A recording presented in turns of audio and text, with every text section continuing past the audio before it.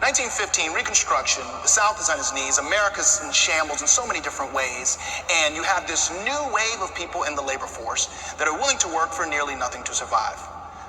I live in Los Angeles, so I'm gonna let that sink in for a little bit, right? So 1915, as this is happening, as you have this Reconstruction, you have the black poor, the white poor, the planter community, everyone's trying to figure out what to do next. He gave them an option. He said, okay, it's either us or them, right? We can either fall victim to them, because in 1866 was the very first Civil Rights Act.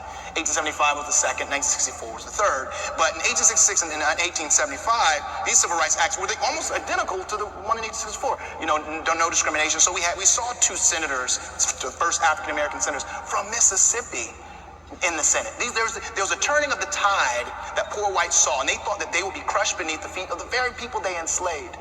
And Griffith gave them an opportunity to capitalize on that. And he said, if you embrace this film, white supremacy, as a means of self-preservation, we will win. We'll be on a side that will preserve us, give us posterity forever and ever and ever and ever. And this film come out in the second era of the KKK. The KKK had all but died in 1875. It rose to almost 4 million. Wow. And this wasn't just people waiting around to hate and kill black skin. This was a lot of regular Americans that just wanted to see their kids be able to eat. He gave them white supremacy as a tool for self-preservation. And you know what Woodrow Wilson said? No, what did he say? I'm sorry, but he said, behold, there rose a great KKK, Ku Klux Klan, a veritable empire of the South to protect the Southern country. This is our president. As the first film, screened in the White House 101 years ago today. Whoa. So I bring that up to say is in Hollywood, our foundation is sand. We got to break new ground and pour new concrete. That's why I named it The Birth of the Nation. So we can birth a new nation of leadership in film, in politics.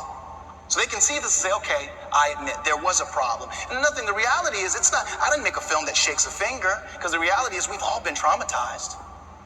All of us are feeling that trauma. The wound afflicts me as it afflicts any one of, pink face, brown face. We're all being affected by it. Mm-hmm. But I think that there's a genuine fear that in our hope for progress, that there will be an indictment.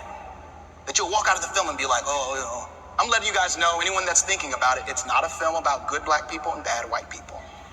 It's a film that challenges you to think like a human being and to challenge the system that corrupted the people, rather than the sociopathic behavior of a slave master. So I think this film, for that reason, has the possibility to heal, because that's what we need. And that only comes from honest confrontation with our past. True. And do we even have that right over here?